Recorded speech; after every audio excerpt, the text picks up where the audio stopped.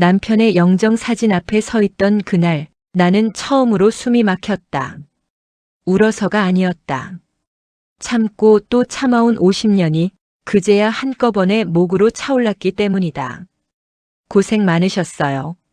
맏며느리로서 누군가 내게 그렇게 말해줬다면 나는 그 자리에서 주저앉아 울었을지도 모른다. 하지만 장례식장에 들어선 순간 사람들은 나를 보면서도 묘하게 시선을 피했다. 누군가는 나를 며느리라고 불렀고 누군가는 그냥 같이 살던 여자라 했다. 그때는 몰랐다. 그 말들이 전부 복선이었다는 것을. 나는 23세 이 집에 들어왔다. 혼인신고를 하기엔 너무 가난했고 형편이 나아지면 하자던 말에 그저 고개를 끄덕였을 뿐이었다. 지금은 서류가 중요한 게 아니잖아. 그 말이 50년을 속박할 줄은 그땐 정말 몰랐다. 시부모님을 모셨고 제사상을 차렸고 아픈 시아버지 곁에서 밤을 새웠다. 남편은 늘 말했다. 당신 아니었으면 우리 집 망했어. 그 말 하나로 나는 모든 걸 견뎠다. 아이를 낳았고 며느리를 맞았고 손주를 키웠다. 그러는 동안 내 이름이 들어간 건 어디에도 없었다. 집 등기에도 통장에도 가족사진 속 이름표에도. 그래도 괜찮다고 생각했다. 아내는 서류가 아니라 마음이지. 그 말을 믿었으니까. 남편이 쓰러졌을 때도 나는 당연히 보호자였다. 수술 동의서에 서명했고 의사 앞에서 결정을 내렸고 마지막 숨을 지키는 사람도 나였다. 그래서 장례식 날 나는 당연히 아내의 자리에 설 거라 생각했다. 그런데 발인 하루 전 검은 정장을 입은 낯선 남자가 장례식장으로 들어왔다. 고인의 법률 대리인입니다.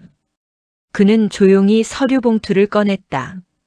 그리고 그 한마디가 모든 걸 무너뜨렸다. 호적상 이분은 배우자가 아닙니다. 순간 장례식장은 얼어붙었다. 며느리는 내 얼굴을 보지 않았고 아들은 고개를 숙였다. 그제야 나는 깨달았다. 이 집에서 내 자리는 처음부터 없었다는 걸. 50년을 바쳤는데 남은 건 호적 한 줄의 공백뿐이었다. 그날 나는 남편보다 먼저 내 인생의 장례식을 치렀다. 그리고 아직 아무도 모른다. 왜 남편은 끝내 내 이름을 호적에 올리지 않았는지. 그 진실이 곧 밝혀질 것이다. 나는 늘 이 집에서 조심스러운 사람이었다. 내가 먼저 웃고 내가 먼저 일어나고 내가 먼저 사과해야 하루가 조용히 흘러갔다. 결혼이라고 부르기엔 너무 많은 것을 참아야 했던 삶이었다. 23 시집 온 날을 아직도 기억한다. 방 2칸짜리 연립주택, 장롱 하나 이불 2채, 그리고 시어머니의 첫마디. 혼인신고는 나중에 하자. 요즘 세상 서류 때문에 괜히 손해볼 수도 있어. 나는 그 말이 이 집의 규칙이 될 줄 몰랐다. 아침 5시면 일어났다. 시어머니 약 챙기고 시부모 밥상 차리고 남편 도시락 싸고. 남편은 늘 출근길에 말했다. 당신 덕에 내가 산다. 그 말 하나에 나는 또 하루를 버텼다. 시댁에서는 나를 늘 이렇게 불렀다. 우리 집 며느리. 한 번도 우리 아들 아내라고 불린 적은 없었다. 제사날이면 큰어머니가 꼭 이렇게 말했다. 아들은 핏줄이지만 며느리는 남의 집 사람이야. 그 말이 농담처럼 흘러가도 내 가슴에는 늘 상처처럼 남았다. 아이를 낳았을 때도 그랬다. 산통으로 밤을 지새우고 아침이 되자마자 시어머니가 병실에 들어와 말했다. 아들 닮았네. 다행이다. 그 말 뒤에 나에 대한 말은 없었다. 나는 아이의 엄마였지만 이 집의 식구는 아니었다. 세월이 흘러 며느리가 들어왔다. 그날 나는 처음으로 기대라는 걸 했다. 이제는 나도 조금은 사람 대접을 받겠지. 하지만 현실은 달랐다. 며느리는 나를 어머니라 부르지 않았다. 아줌마요. 처음 들었을 때 나는 잘못 들은 줄 알았다. 아들이 옆에 있었지만 아무 말도 하지 않았다. 며느리는 웃으며 말했다. 요즘 다들 그렇게 불러요. 그날 이후 나는 집안에서 호칭조차 없는 사람이 되었다. 손주가 태어났을 때 나는 다시 힘을 냈다. 밤새 안아 재우고 이유식 만들고 유모차 끌고 병원에 다녔다. 며느리는 늘 말했다. 엄마는 애만 봐주세요. 집안일은 저희가 할게요. 하지만 현실은 달랐다. 설거지도 청소도 밥도 언제나 내 몫이었다. 어느 날 며느리가 말했다. 요즘 여행 가고 싶은데 애 맡길 데가 없어요. 나는 그 말에 고개를 끄덕였다. 다녀와라. 할미가 있잖아. 그 말이 내 인생을 더 깊이 가두는 줄도 모르고 여행을 떠난 날 집은 조용했다. 손주는 낮잠을 자고 나는 혼자 부엌에 앉아 있었다. 문득 거실 벽에 걸린 가족 사진이 눈에 들어왔다. 남편, 아들, 며느리, 손주.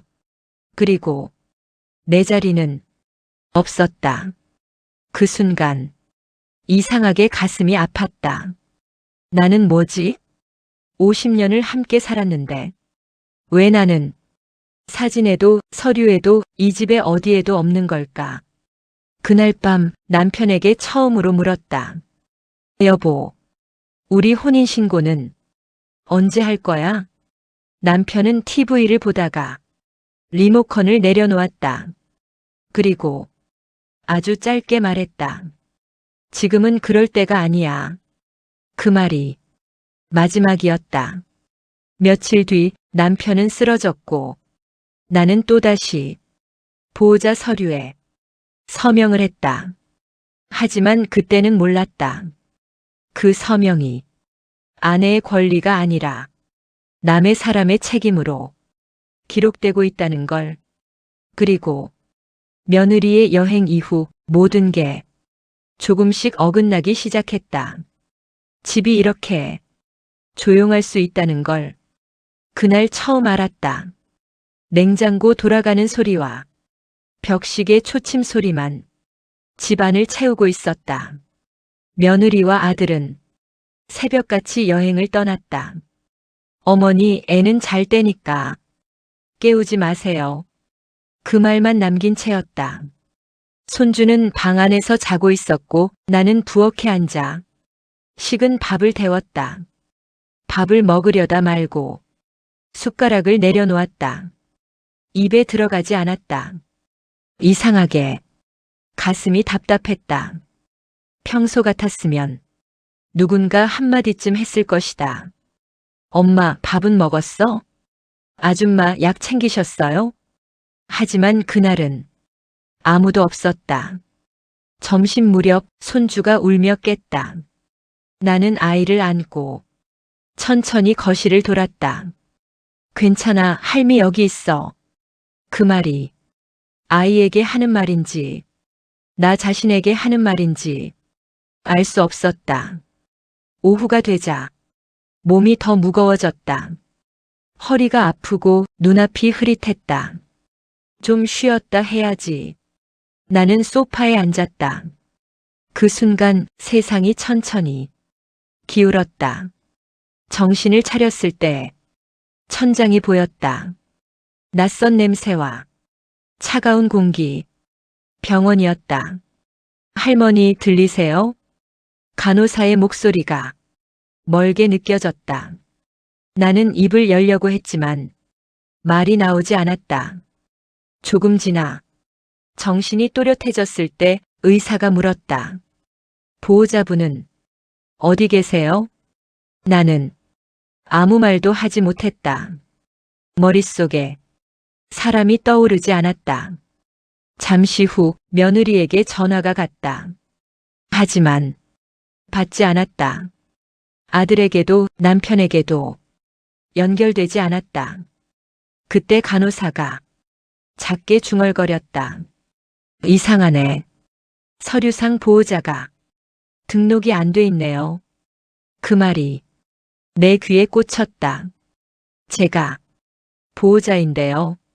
힘겹게 말하자 간호사는 고개를 갸웃했다. 법적 보호자는 아니신 것 같아서요. 그 순간 가슴이 쿵 내려앉았다. 나는 평생 이 집의 보호자였는데 서류 한 장에는 존재하지 않았다. 그날 밤 남편이 병실로 왔다. 여행에서 돌아온 며느리와 아들도 뒤따라 들어왔다. 며느리는 말했다. 아휴, 괜히 병원까지. 조금 쉬면 될 걸. 그 말에 나는 아무 대답도 하지 않았다. 남편은 내 손을 잡지 않았다. 대신 의사에게 물었다. 치료비는 얼마나 나옵니까? 그 질문이 왜 그렇게 차갑게 들렸는지 지금도 모르겠다. 그날 새벽 나는 병실에서 혼자 깨어 있었다.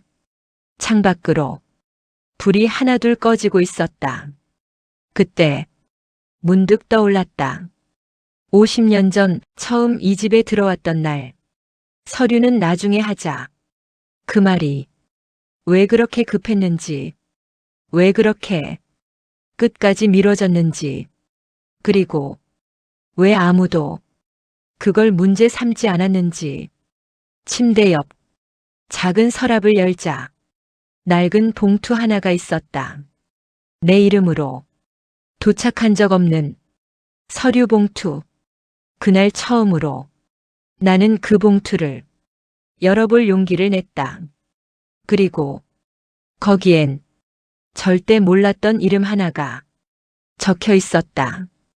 봉투 안에는 얇은 서류 몇 장이 들어 있었다. 병원 진료 기록, 보험 관련 문서, 그리고 가장 아래에 깔린 한 장의 등본. 나는 그 종이를 한참 동안 펴지 못했다. 괜히 손이 떨렸다. 간호사가 다시 병실로 들어왔다. 할머니, 혹시 보호자분 성함이 정확히 어떻게 되세요? 나는 무의식적으로 남편 이름을 말했다. 그러자 간호사는 서류를 다시 확인하더니 잠시 멈칫했다. 이상하네요. 그 말이 너무 또렷하게 들렸다. 여기 배우자란에 다른 분 이름이 있는데요. 나는 웃으려고 했다. 아니에요. 제가 아내예요. 그 말이 왜 그렇게 설득처럼 들렸는지 모르겠다. 간호사는 미안한 표정으로 서류를 내게 보여줬다. 호적상 배우자는 이분으로 되어 있어요. 그 아래에 적힌 이름. 처음 보는 이름이었지만 이상하게 낯설지 않았다. 머릿속이 하얘졌다. 그 이름을 어디선가 본 적이 있었다. 아주 오래전 결혼 초반 남편의 서랍에서 우연히 발견했던 사진 뒷면에 적혀있던 이름. 그때 남편은 말했다. 옛날 사람이다. 신경 쓸 거 없어. 그 말을 나는 그대로 믿었다. 믿고 50년을 살았다. 그럼 저는 뭐로 적혀 있나요? 내 목소리는 내가 들어도 낯설었다. 간호사는 서류를 넘기며 말했다. 동거인으로 되어 있습니다. 동거인. 그 단어가 내 가슴을 정확히 찔렀다. 아내도 가족도 아닌 동거인. 그날 밤 나는 잠을 잘 수 없었다. 병실 불빛 아래서 서류를 다시 펼쳤다. 그리고 마침내 끝까지 읽었다. 남편은 젊은 시절 다른 여자와 법적으로 결혼을 했었다. 짧은 결혼, 짧은 동거. 하지만 혼인 관계는 끝내 정리되지 않았다. 그리고 그 여자는 어느 날 흔적도 없이 사라졌다. 이혼도 없었고 사망 처리도 없었다. 그 상태로 남편은 나와 살기 시작했다. 나는 그 모든 걸 몰랐다. 아니, 모르게 만들어졌다. 문득 모든 장면이 하나로 이어졌다. 혼인신고를 미루던 이유, 내 이름이 어디에도 없던 이유, 늘 재산 이야기만 나오면 말을 흐리던 이유. 그때 병실 문이 열렸다. 며느리였다. 그녀는 내 손에 들린 서류를 한 번에 알아봤다. 그리고 아주 차분하게 말했다. 어머니, 이제 아셨네요. 그 말에 나는 고개를 들었다. 너 알고 있었니? 며느리는 잠시 침묵하다가 이렇게 말했다. 남편 장례식 전에 정리돼야 할 게 있을 것 같아서요. 그 순간 나는 깨달았다. 이 서류는 우연히 나온 게 아니었다. 며느리는 이미 알고 있었고 아들은 모른 척하고 있었고 남편은 끝까지 침묵했다. 그리고 이 모든 진실은 장례식 날 공식적으로 공개될 예정이었다. 나는 그날 밤 처음으로 눈물을 흘렸다. 남편이 죽어서가 아니라 내가 처음부터 아내가 아니었다는 사실 때문에. 하지만 이야기는 여기서 끝이 아니었다. 며느리도 몰랐던 진실이 아직 하나 더 남아 있었다. 장례식장은 사람들로 가득 차 있었다. 검은 옷, 낮은 목소리, 형식적인 위로들. 나는 영정사진 옆에 서 있지 못했다. 그 자리는 며느리가 차지했다. 누군가 물었다. 아내분은 어디 계세요?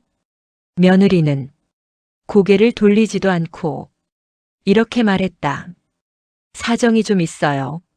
나는 조문객들 사이 뒤쪽 의자에 앉아 있었다. 50년을 함께 산 남자의 마지막을 가장 멀리서 보고 있었다. 발인 전 사회자가 말했다. 잠시 후 고인의 법률 대리인이 말씀을 전하겠습니다.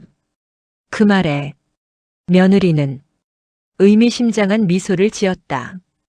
검은 정장을 입은 변호사가 앞으로 나왔다.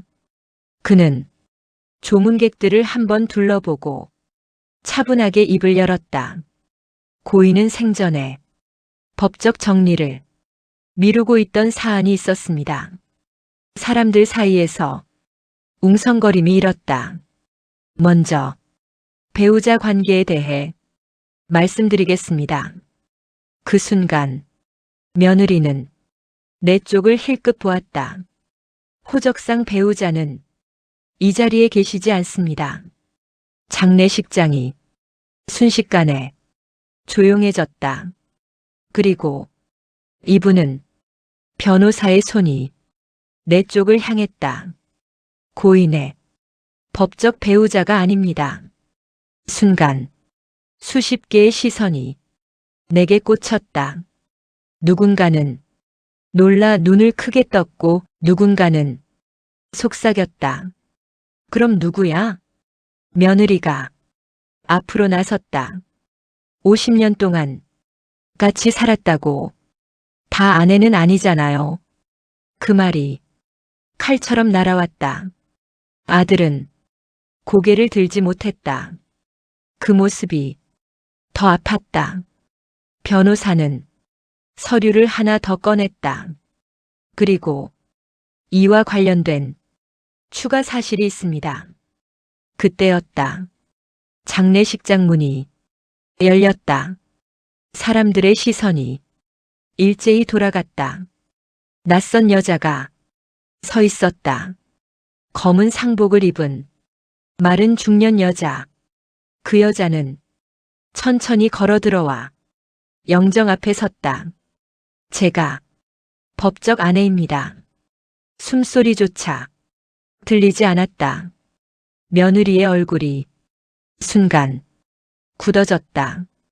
그 여자는 이미 죽은 줄 알았는데 누군가 작게 말했다. 여자는 고개를 숙이며 이렇게 말했다. 도망치듯 살았습니다. 이제야 정리하러 왔습니다. 변호사는 고개를 끄덕였다. 고인은 이 사실을 끝까지 공개하지 말라는 유언을 남겼습니다. 그 말에 내 가슴이 쿵 내려앉았다. 그럼에도 내가 여기까지 버텨온 이유는 무엇이었을까? 그때 내 손을 잡는 작은 손이 느껴졌다. 손주였다. 아이의 눈에는 눈물이 고여 있었다. 할머니, 그럼 할머니는 우리 가족 아니야? 그 한마디에 장례식장은 완전히 무너졌다. 나는 그제야 앞으로 나섰다. 그리고 처음으로 이 집 사람들 앞에서 입을 열었다. 나는 호적엔 없었지만 이 집을 살린 사람이다. 사람들의 숨이 멎은 듯 했다. 하지만 아직 끝이 아니었다. 내가 50년을 침묵한 진짜 이유는 아무도 모르고 있었다. 장례식장은 여전히 조용했지만 그 침묵은 더 이상 이전과 같지 않았다. 모두가 나를 보고 있었다. 호적에도 없고 아내도 아니었던 한 여자를.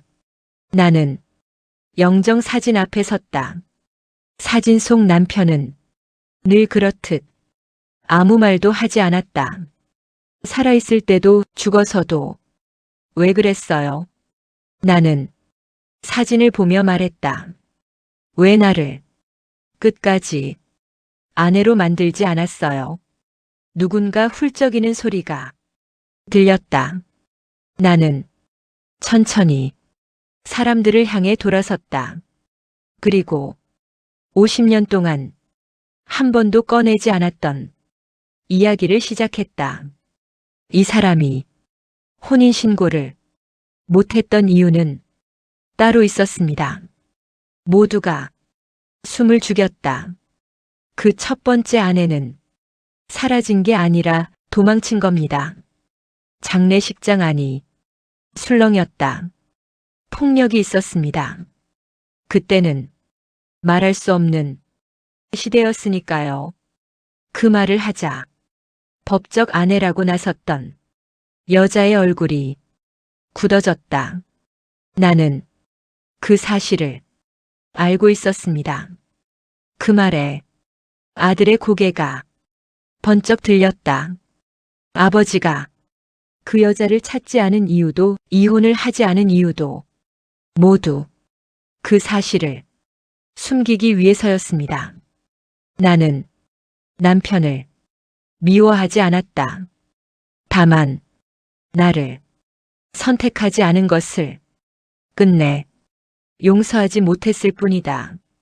나는 그 사람 대신 죄를 덮었었습니다. 그 순간 며느리가 떨리는 목소리로 말했다. 그래서 어머니는 아내가 아니어도 괜찮았던 거예요? 나는 고개를 저었다. 괜찮았던 게 아니라 참았던 거다. 그때 손주가 내 앞으로 나왔다. 아이의 얼굴은 눈물로 젖어 있었다.